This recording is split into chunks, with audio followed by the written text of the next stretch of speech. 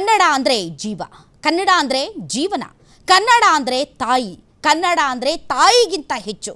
ಹೀಗೆ ಭಾಷೆ ಅಂದರೆ ನಮ್ಮ ಆಸ್ಮಿತೆ.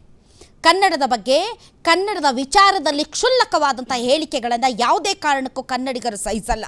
ಕಾಲು ಕೆರ್ಕೊಂಡು ನಾವು ಯಾರ ಮೇಲೂ ಹೋಗಲ್ಲ. ಆದರೆ ನಮ್ಮ ವಿರುದ್ಧ ಯಾರಾದರೂ ಒಂದಿಷ್ಟು ಏನಾದರೂ ಬಾಲ ಅಲ್ಲಾಡಿಸಿದ್ರೆ ಬಾಲ ಕಟ್ ಮಾಡೋದು ಕನ್ನಡಿಗರಿಗೆ ತುಂಬ ಚೆನ್ನಾಗಿ ಗೊತ್ತಿದೆ. ನಮ್ಮ ಕಂಡ್ರೆ ಉರ್ಕೊಳ್ಳೋರು ಒಬ್ಬರ ಇಬ್ಬರ.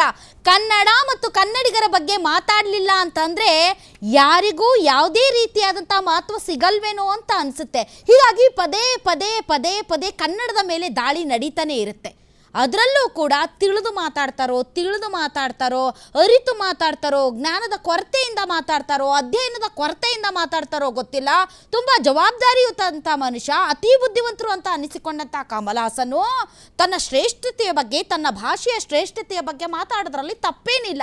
ಯಾಕೆಂದರೆ ಭಾಷೆ ಅಂದರೆ ತಾಯಿ ಇದ್ದ ಹಾಗೆ. ನಿಮಗೆ ತಮಿಳು ಹೆಚ್ಚಂದರೆ ನಿಮ್ಮ ತಮಿಳನ್ನು ನೀವು ಏನು ಬೇಕಾದರೂ ಹೊಗಳಿ ಕೊಂಡಾಡಿ. ಆದರೆ ತಮಿಳಿನ ಶ್ರೇಷ್ಠತೆಯ ಬಗ್ಗೆ ಮಾತಾಡುವಾಗ ಕನ್ನಡಕ್ಕೆ ತಮಿಳೇ ಮೂಲ ಅಂತ ಹೇಳಿದ್ರೆ ಉರಿಯಲ್ವಾ ಕನ್ನಡಿಗರಿಗೆ?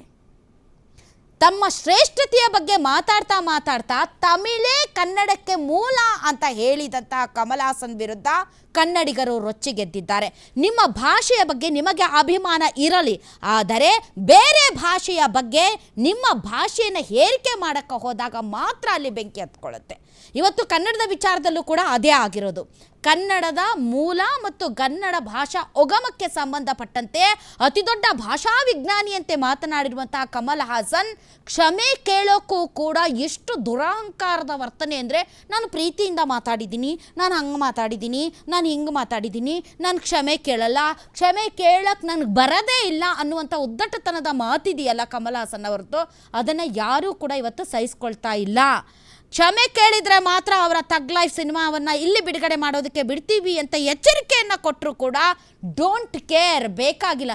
ಮೋಸ್ಟ್ಲಿ ಪ್ರೊಡ್ಯೂಸರನ್ನು ಮುಳುಗಿಸ್ಬೇಕು ಅಂತ ಪ್ಲ್ಯಾನ್ ಮಾಡ್ದಂಗೆ ಇದೆ. ಇಟ್ಸ್ ಓಕೆ, ಆ ಸಿನಿಮಾ ಓಡುತ್ತೋ ಓಡಲ್ವೋ ನಮ್ಗೆ ಅದರಿಂದ ಯಾವುದೇ ರೀತಿಯಾದಂಥ ವಿ ಡೋಂಟ್ ಕೇರ್. ಬಟ್ ಒಂದಂತೂ ಸತ್ಯ, ಇಂತಹ ವಿಚಾರಗಳಲ್ಲಿ ಇಡೀ ರಾಜ್ಯ ಒಂದಾಗಿದೆ ಮತ್ತು ಕಮಲ್ ಹಾಸನ್ ವಿರುದ್ಧ ಆಕ್ರೋಶ ಈಗ ಭುಗಿಲೆದ್ದಿದೆ. ಆದರೆ ಕಮಲ್ ಹಾಸನ್ ಮಾತ್ರ ನಾನು ಸಾರಿ ಕೇಳಲ್ಲ ಅಂತಿದ್ದಾರೆ. ಹಾಗಾದರೆ ಥಗ್ ಲೈಫ್ ಸಿನಿಮಾನ ಕರ್ನಾಟಕದಲ್ಲಿ ಬ್ಯಾನ್ ಮಾಡ್ತೀರಾ? ಬ್ಯಾನ್ ಅನ್ನೋ ಪದನ ನಮ್ಮ ಕರ್ನಾಟಕ ಫಿಲಮ್ ಇಂಡಸ್ಟ್ರಿ ಬಳಸ್ತಾ ಇಲ್ಲ. ಗೊತ್ತಿಲ್ಲ ಅದಕ್ಕೆ ಕಾರಣ ಏನು ಅಂತ. ಅಸಹಕಾರ ಅಂತಿದೆ. ಅಸಹಕಾರನೋ ಬ್ಯಾನೋ? ಥಗ್ ಲೈಫ್ ಸಿನಿಮಾ ಕರ್ನಾಟಕದ ಯಾವ ಥಿಯೇಟರಲ್ಲೂ ಕೂಡ ಹಾಕಬಾರದು.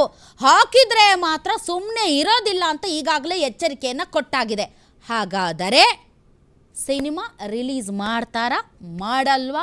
ಈ ಒಂದು ನಿರ್ಧಾರ ಈಗ ಈ ಕ್ಷಣಕ್ಕೆ ಎಂಡ್ ಆಯಿತು. ಕೊಟ್ಟಂತಹ ಟೈಮು ಇಷ್ಟು ಹೊತ್ತಿನ ಒಳಗಡೆ ನೀವು ಕ್ಷಮೆ ಕೇಳಿದರೆ ಮಾತ್ರ ಥಗ್ ಲೈಫ್ ಸಿನಿಮಾ ಬಿಡುಗಡೆ ಆಗುತ್ತೆ, ಇಲ್ದಿದ್ರೆ ಕರ್ನಾಟಕದಲ್ಲಿ ಬಿಡುಗಡೆ ಆಗಲ್ಲ ಅಂತ ಹೇಳಲಾಗಿದೆ.